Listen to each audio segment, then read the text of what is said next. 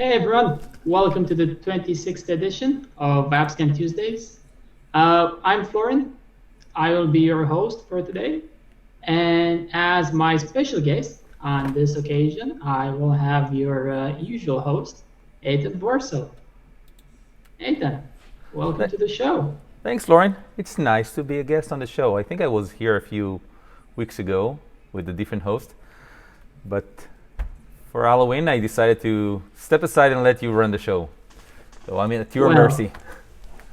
We need a spooky session once in a while, something to keep us going. So, rumor has it that you are quite the expert in AppScan Standard, and specifically when it comes to using AppScan Standard in a non-usual way. Yeah. If you know what I'm I think asking about. One of the things that I like about AppScan, and actually about being product manager, you can build your product, you have the way that you want people to use it, and then someone comes and do it differently. And sometimes they find a nicer way or a different or more intelligent, sometimes even way to use it. And that's what happened to me with the AppScanCMD when I was still on the dev side. And so a bit of history for those of you that do not know it. AppScan actually came from the development labs of Eitan. Came from the. It's a spooky session. Eitan came from the development labs, and he used to work for AppScan Standard as a developer, as an L3 engineer. L3 engineer, yeah. Tell us a bit more about that history, Eitan. Sure. So L3 engineer, L3 is a term that IBM was using. Basically, it's really different from team to team, but the way that it was with AppScan, especially AppScan Standard, a bunch of developers, the strongest ones ever, only the best and the fittest could fit that team. And we were working on the products that are out there. So when the customer had an issue, who are you going to call? Second level support. But then it goes to third level support when something is wrong, doesn't work as expected, you need to fix, you need to implement new stuff. When I joined, Gil Mirmovich was the head of the team. Well, as I joined, the team was founded. And later on, Lior Margalit joined my team when I was managing it. And it was a lot of good stuff, a lot of good times. Some called it not development, but I beg the difference. We are super developers. So some people could call you bug busters in a way, similar to a ghost buster? Yeah, it's a bug buster, but I'll add also that we work, because we work closely with sales engineers, with customers. We learn about some of the pain points and could do a quick turnaround, new implementation, new enhancements, such as, for example, the action-based login that Lior, when he was in my team, he said, I think I know how to do it. And we changed the way that AppScan does login greatly. And the rest is history. Interesting. So what was your favorite thing to implement or to fix as part of the AppScan command line? Okay, so just before we go to the AppScan command line, I'll do a clickbait for 3 days from now or 2 days from now. I'll add the link below, although it's your session, for a Panemon webinar. Well, you can tell me, and I'll do it now. Yeah, Panemon webinar that I'm doing with Dr. Larry Panemon, and we did a survey with a lot of, hundreds and hundreds of participants, developers and others from the IT to learn how they are working with application security, what they're doing, what they're automating and whatnot. And that's why I wanted to have this session, because we learn a lot about automating and how important it is to automate and why do people automate. So I wanted to show what people took AppScanCMD in order to automate. When we just started with AppScanCMD, that wasn't the whole concept. It was just a different interface for AppScan Standard, but going to customers, we learned that they do. Actually, a really cool story, maybe 10 years ago, Lior and I went to a customer. I won't name him, but the person there, his name was Nir Koren. He blew our mind a bit. He was using AppScanCMD to automate DAST scanning as part of their build, and that was over 10 years ago. And I remember we were sitting there, Lior and I, because they had an issue. We were trying to learn what they're using in order to improve it. And his architect came and shook our hand, and she said, thanks to AppScan, I can sleep well at night. And okay, great. That was an interesting experience for us, but came back and did some changes on the AppScan CMD to better fit what they were doing in some other customers. And can't wait to show it. Okay, well, with you being so excited, I don't think I want to hold you back for much longer, so I'll pass it over to you. The floor is yours. Show us what you got. Cool, and I'll take the advantage that I'm also producing the video behind, and I won't let you speak when I do the demo because I know how interrupting I can be when I do that. I appreciate it. Okay, so I have AppScan. I have a command line ready. As you can see, it's in administration mode, and typing AppScan CMD. And what is AppScan CMD? So very easy to see all the options, and there are plenty of different options what to do with it. You can execute scan, you can generate reports, you can change things in the scan. You can see the information here, but I'll start with the very basic. So running a scan from command line, AppScanCMD.exe. E, it's for execute, and as you can see, I am a fan of shortcuts when I've built this tool. So everything has the option to write it really, really short, like a old C developer that I used to be at the time. So AppScanCMD with the E is for execute, and then I want to define the starting URL.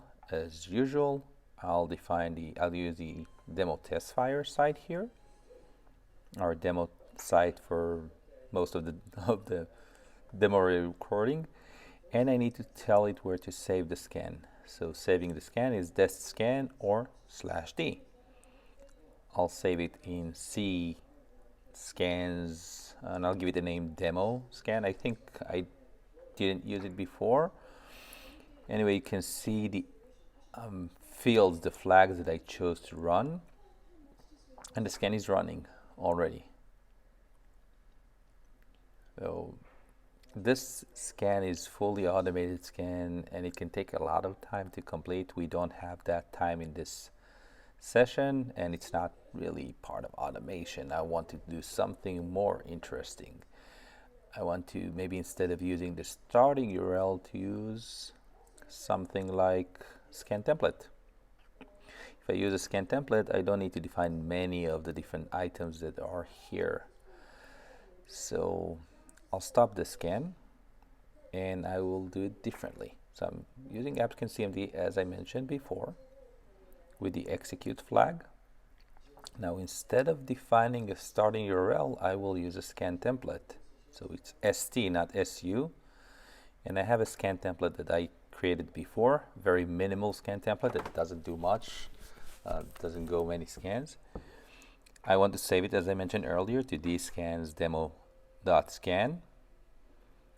Let's just check. Okay, I do have it from previous test that I did, so I'll delete it first and then go back. I don't care about the previous scan that I had. Now, what else? So I'm running a scan from a template, saving it as a demo scan, but I still want to do it faster. I don't want to do a full scan with all the exploring. It will take us longer. So I will do something. I will want to record traffic that comes from the outside. I can use AppScanCMD also as a proxy to capture all the traffic. I'm doing /OPR, and I also need to define the port that it's listening on. So listening port will be 3033. That's okay. 3033 is what happened. This will tell AppScan to execute a scan based on the scanning template that is defined here. Save it to demo scan. But instead of just running Explorer or full scan, it opens a proxy on this traffic and captures everything that happened on this port, on localhost and that proxy. Now I don't want to do a continue full scan. I want to do only tests based on the pages that I recorded. So I will do a test only. This means only the traffic that was captured will be tested. Okay, that's pretty nice, pretty starting, but let's see what else I can do. I covered all these items, right?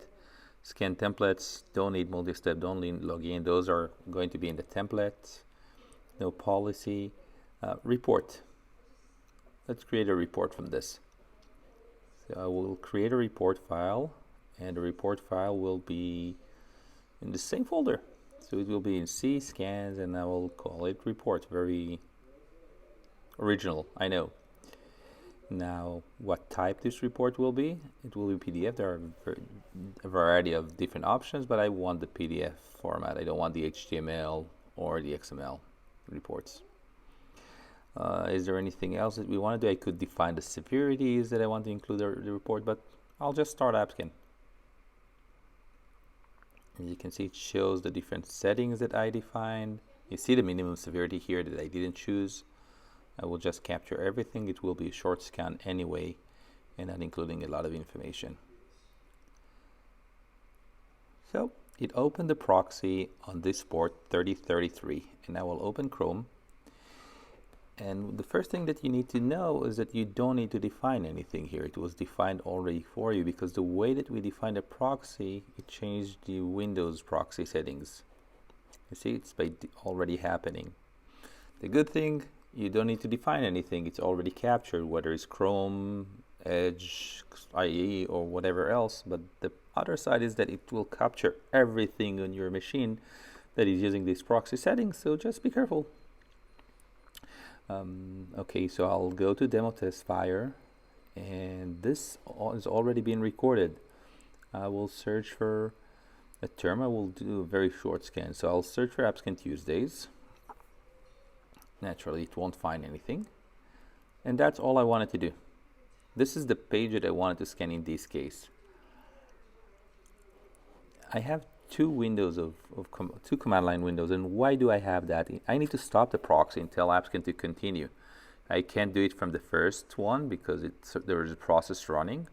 So I'm opening a second one, AppScanCMD with closed proxy. The proxy is being closed. I'll go to this page, and the proxy was closed. So what happens? It shows me what was visited. 2 pages were visited, and we saw that it was the first demo testfire.net, the homepage, and then when I sent the request, it was the second page. You see, many pages are unvisited, not many, but a few pages were unvisited. We will not crawl them because we did test only. So test only true.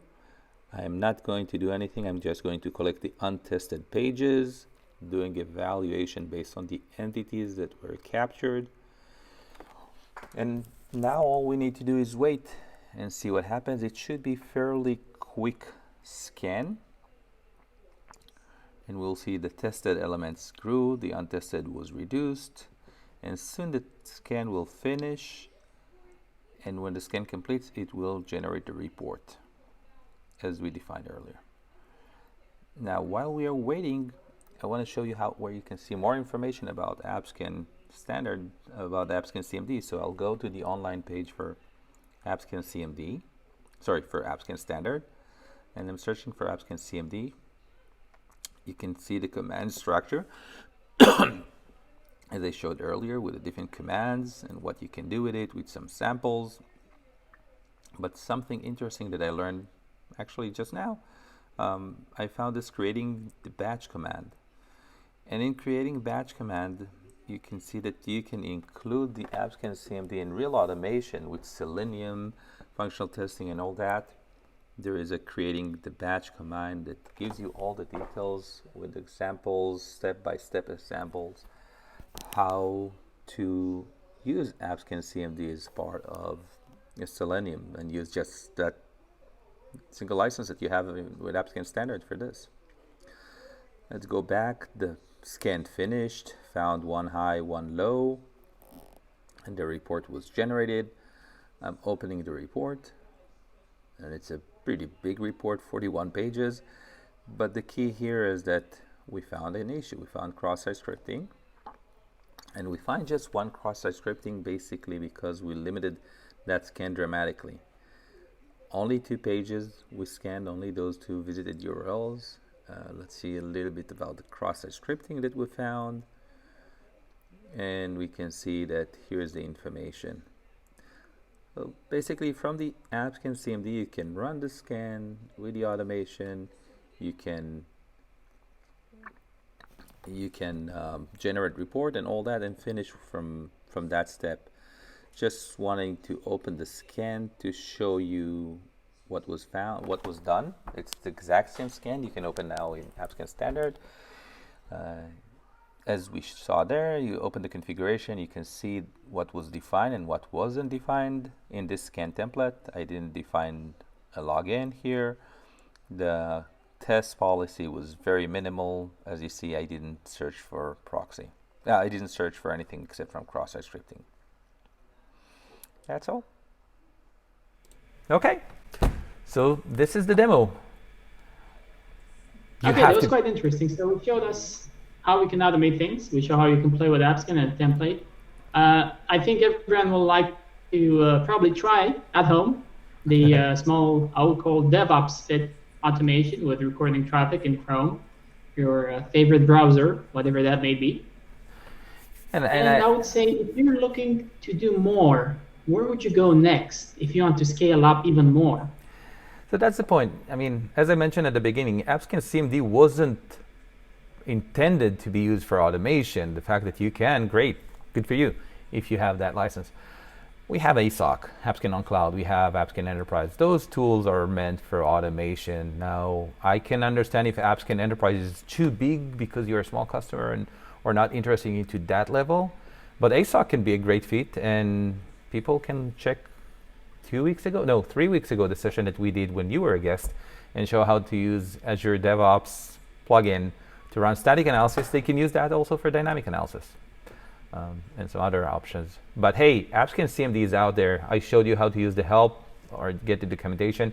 I'm more fan of just trying it out there and not just relying on documentation, because you users have probably some ideas that we didn't think about. So reach out if you have any questions. I'll be happy to help. Well, I know that Florin had some complaints. You have great ideas. I know that Florin had some complaints in the past when he was in previous role about AppScanCMD that I had to address, so go for it. I think that's how we found out we implemented it, when I was complaining about it and how I was not a big fan of it. Yeah. But we made it work. We're now good friends. But if you do have ideas about AppScan, if you do have things that you'd like us to try out, or you look at things differently, reach out to us. Use the RFE system that Eitan will link below that we have for AppScan. We encourage you to submit your ideas and make sure that you talk to us. We're more than happy to see if we can work on it, if it's something we can make happen, and make sure that AppScan is the best tool that you have available. And in 2 days, join the live webinar that will be live, not like this video. And ask your questions. As I'm the host officially, I would say in 2 days, Eitan will have a wonderful session talking about the survey we've done on a large number of developers with Dr. Larry Poneman. Tune in for that one. You will find some very interesting things coming out of it. We were quite surprised by some of the results coming out, and hopefully you'll find it as insightful as we did reading through the report. Thanks for having me on the show, Florin. Happy to have you on your show, Eitan. Bye-bye. Bye-bye.